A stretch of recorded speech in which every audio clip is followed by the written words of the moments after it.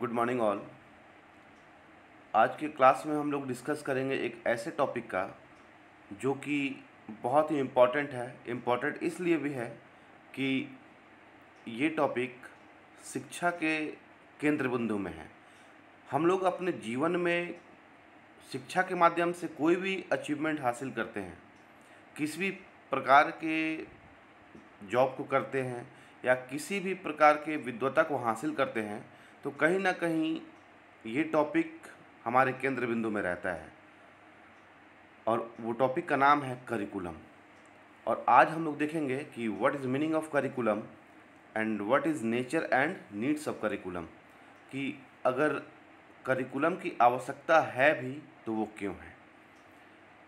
तो हम स्टार्ट करते हैं अपने क्लास को और बहुत ही अच्छे तरीके से हम लोग समझने का कोशिश करेंगे कि करिकुलम जो शब्द हम लोग हर एक जगह सुनते हैं, बीएड फर्स्ट ईयर हो या बीएड सेकंड ईयर हो, डीएलएड फर्स्ट ईयर हो या डीएलएड सेकंड ईयर हो, तो वो करिकुलम है क्या, वो पाठ्यक्रम या पाठ्यचर्या है क्या। तो शिक्षा जीवन पर्यंत चलने वाली प्रक्रिया है जिसके द्वारा व्यक्ति के व्यवहार में निरंतर परिवर्तन व परिमार्जन होता है। तो शिक्षा जो है वो मनुष्य में जीवन पर्यंत चलने वाली प्रक्रिया है। जैसे कि जो हम लोग अधिगम की बात करते हैं, सीखने की बात करते हैं कि मनुष्य जन्म लेता है और मृत्यु तक कुछ ना कुछ सीखता है, तो शिक्षा भी उसी हिसाब से है। और शिक्षा जो है वो व्यक्ति के व्यवहार में निरंतर परिवर्तन या परिमार्जन करते रहता है। यह मानव को विकास के शिखर पर पहुंचाने वाली वह सीढ़ी है जिसके माध्यम से व्यक्ति अपने मनचाहे क्षेत्र में सफलता प्राप्त कर सकता है। ये बात भी सही है कि शिक्षा मानव को विकास के उस शिखर पर पहुंचा देता है जिसकी लालसा हर एक व्यक्ति करता है। जैसे किसी व्यक्ति को डॉक्टर बनना है तो वो स्पेसिफिक फील्ड में अपना पढ़ाई पूरा करता है, उस करिकुलम को पूरा करता है। किसी स्टूडेंट को इंजीनियर बनना होता है तो वो अपने स्पेसिफिक करिकुलम को पढ़ता है। किसी व्यक्ति को यूपीएससी या बीपीएससी या एसएससी या किसी भी प्रकार के जॉब में जाना होता है तो वो अपने हिसाब के सिलेबस या करिकुलम को पढ़ता है और वहाँ पहुँचता है। तो इस सफलता प्राप्ति में मुख्य रूप से शिक्षाओं के औपचारिक व अनौपचारिक माध्यमों का योगदान होता है। औपचारिक साधनों के अंतर्गत वे माध्यम आते हैं जिनका नियोजन कुछ निश्चित उद्देश्यों की पूर्ति के लिए व्यवस्थित ढंग से संस्थापित संस्थाओं में किया जाता है। अब अगर औपचारिक शिक्षा और अनौपचारिक शिक्षा की बात करें तो इसके बारे में हम लोग क्लास में भी डिस्कशन कर चुके हैं कि औपचारिक शिक्षा है क्या, अनौपचारिक शिक्षा है क्या। तो औपचारिक शिक्षा में सब कुछ टाइम टेबल रूटीन के हिसाब से होता है, फिक्स टाइम में फिक्स क्लास होता है। और अनौपचारिक शिक्षा में किसी भी प्रकार का समय बाध्यता नहीं होता है। और औपचारिक शिक्षा विशेष रूप से विद्यालय के भीतर दिया जाता है, किंतु व्यक्ति के व्यवहार में परिवर्तन की यह प्रक्रिया विद्यालय तथा विद्यालय जीवन में ही पूर्ण नहीं हो पाती है, बल्कि यह विद्यालय से बाहर भी तथा जीवन भर चलती रहती है।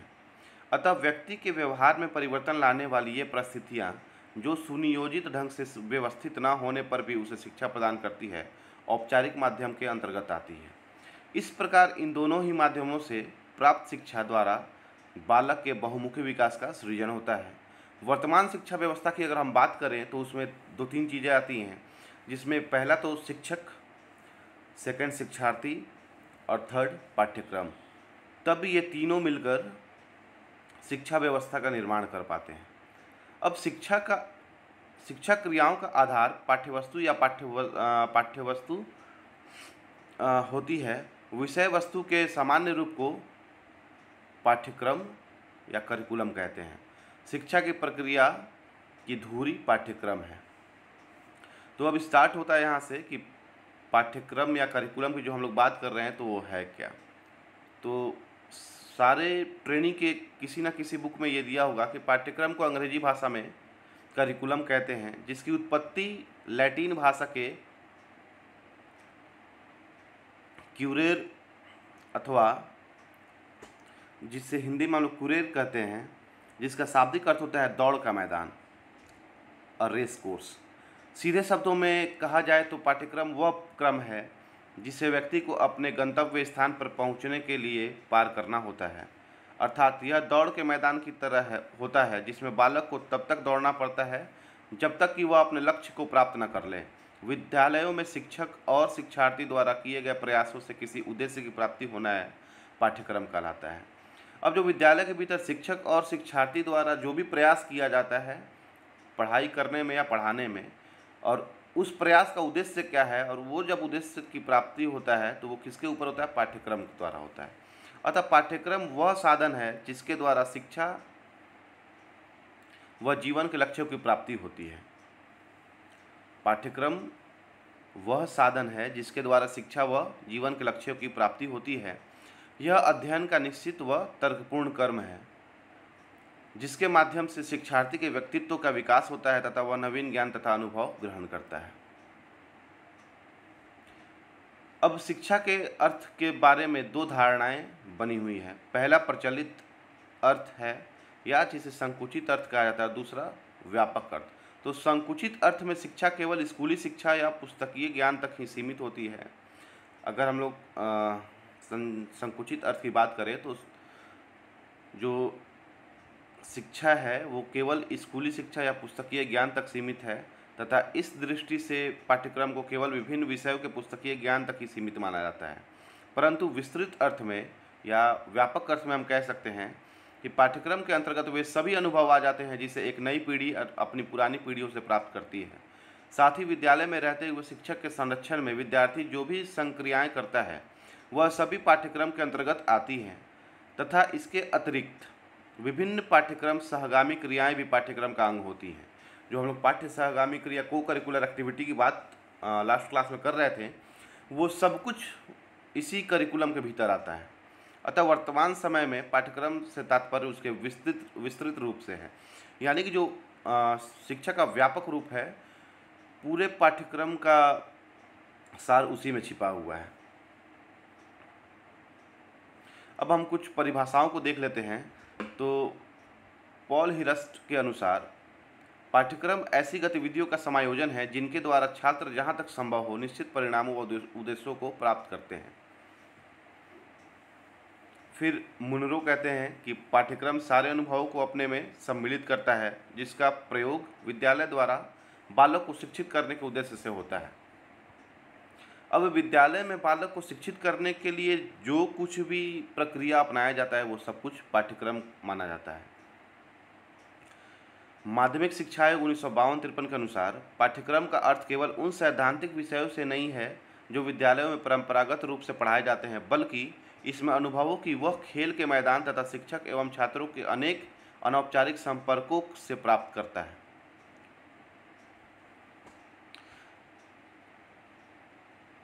पाठ्यक्रम का अर्थ केवल उन सैद्धांतिक विषयों से नहीं है जो विद्यालयों में परंपरागत रूप से पढ़ाए जाते हैं, बल्कि इसमें अनुभवों की वह संपूर्णता भी सम्मिलित होती है जिनको विद्यार्थी विद्यालय, कक्षा, पुस्तकालय, प्रयोगशाला, कार्यशाला, खेल के मैदान तथा शिक्षक एवं छात्रों के अनेक अनौपचारिक संपर्कों से प्राप्त करता है। तो इस प्रकार विद्यालय का संपूर्ण जीवन पाठ्यक्रम हो जाता है और जो छात्रों के जीवन के सभी पक्षों को प्रभावित करता है और उनके संतुलित व्यक्तित्व के विकास में सहायता देता है।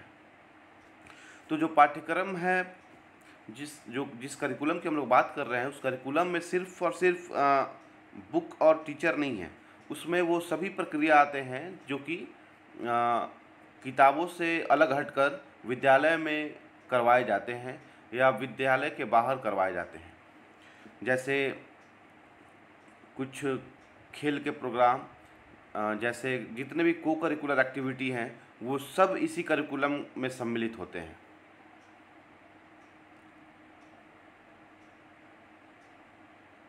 अब हम लोग नेक्स्ट टॉपिक देखेंगे कि पाठ्यचर्या की प्रकृति क्या है। तो नेचर ऑफ करिकुलम। तो पाठ्यचर्या विद्यालय की व्यवस्था का मूल आधार होती है। शिक्षा की संपूर्ण व्यवस्था पाठ्यचर्या पर ही केंद्रित होती है। पाठ्यचर्या की प्रकृति को हम निम्नलिखित तथ्यों द्वारा समझ सकते हैं। तो जो शिक्षा की संपूर्ण व्यवस्था पाठ्यचर्या पर ही केंद्रित होती है, जो बात कही जा रही है वो सही है, क्योंकि पाठ्यचर्या किसी भी क्लास में 1 साल के भीतर उस बच्चे को कौन कौन सा चीज़ करवाना है या कौन कौन सा ज्ञान प्रदान करना है वो सारे बातें उसमें आती हैं।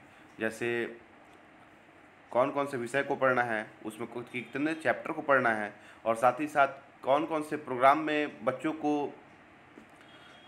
हिस्सेदारी दिलवाना है। जैसे डिबेट कंपटीशन हुआ, भाषण प्रतियोगिता हुआ, नृत्य प्रतियोगिता हुआ, संगीत कंपटीशन हुआ, और एनुअल डे हुआ विद्यालय का। तो बहुत सारा चीज़ है जो को करिकुलर एक्टिविटी में आता है, वो सब कुछ इस करिकुलम में सम्मिलित होगा। तब जाकर करिकुलम का पूरा पैकेज उस बच्चे के लिए संपूर्ण होता है। उसके बाद है कि इसका नेचर क्या है। तो पहला, पाठ्यचर्या सदैव पूर्ण नियोजित होती है। इसमें निहित क्रियाओं को आवश्यकता अनुसार एकाएक विकसित नहीं किया जा सकता है। तो जो भी करिकुलम है वो पहले से नियोजित होती है, पहले से प्लान किया हुआ होता है कि इस क्लास में बच्चे को कौन कौन सा काम करवाना है, कौन कौन सा विषय पढ़ाना है, कौन कौन सा चैप्टर पढ़ाना है, और उस चैप्टर के भीतर कौन कौन सा टॉपिक पढ़ाना है। ये सब कुछ पहले से निर्धारित होता है। सेकंड है, पाठ्यचर्या के 4 मुख्य आधार होते हैं। तो 4 मुख्य आधार अब कौन कौन से? सामाजिक शक्तियाँ, स्वीकृत सिद्धांतों द्वारा प्राप्त मानव विकास का ज्ञान, अधिगम का स्वरूप तथा ज्ञान और संज्ञान का स्वरूप। इस प्रकार पाठ्यचर्या किसी विशिष्ट समाज के एक विशिष्ट आयु वर्ग के बच्चों की शिक्षा के लिए निर्मित होती है। किसी विशिष्ट व्यवसाय हेतु कक्षा 8 की बालिकाओं के लिए विकसित पाठ्यचर्या इसी कक्षा के लड़कों के लिए पूर्णतः निरर्थक भी हो सकती है। थर्ड है कि पाठ्यचर्या के लक्ष्य या प्रयोजन उससे संबंधित शैक्षिक उद्देश्यों से निर्दिष्ट होते हैं। अब पाठ्यचर्या का लक्ष्य क्या है, उसका प्रयोजन क्या है, तो वो कैसे निर्दिष्ट होगा? उसके शैक्षिक उद्देश्य, उसका शैक्षिक उद्देश्य क्या है। ये उद्देश्य ही साध्य हैं तथा स्वीकृत पाठ्यचर्या इन्हें प्राप्त करने का साधन है। पाठ्यचर्या अध्यापक के अनुदेशों को नियोजित करने में सहायक होती है।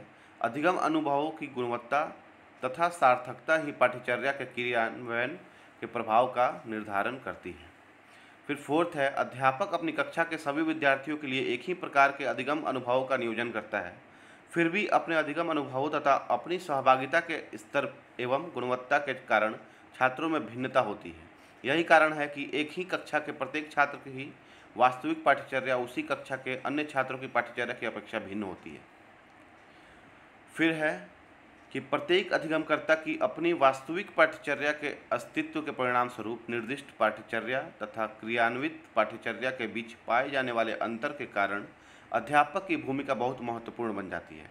उसे कक्षा में न केवल लचीली व्यवस्था प्रदान करनी पड़ती है, बल्कि अधिगम के सार्थक विकल्प भी खोजने पड़ते हैं। अब जो भी करिकुलम की बात करते हैं वो तो एक टीचर के द्वारा ही पूरा कराया जाता है बच्चों के ऊपर, और ये टीचर को ध्यान देना होता है कि वो अपने पूरे पैटर्न को ऐसा रखे कि वो थोड़ा सा लचीला हो।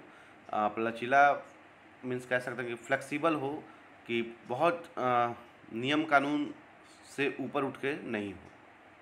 किसी दी गई पाठ्यचर्या के उद्देश्य, आधार तथा मापदंड की दृष्टि से अध्यापक में उपयुक्त व्यावसायिक निर्णय लेने की क्षमता निहित होनी चाहिए।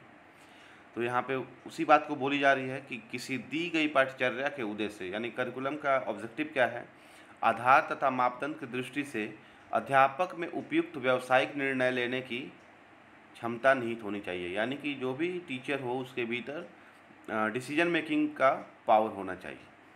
तो इस तरीके से हम लोग देख लिए हैं कि करिकुलम क्या है, उसका अर्थ क्या है, उसका परिभाषा क्या है, और पाठ्यचर्या की प्रकृति क्या है। अब नेक्स्ट क्लास में हम लोग देखेंगे कि वेरियस टाइप्स ऑफ करिकुलम, पाठ्यक्रम के विभिन्न प्रकार जो हैं वो कौन कौन से हैं। Thank you.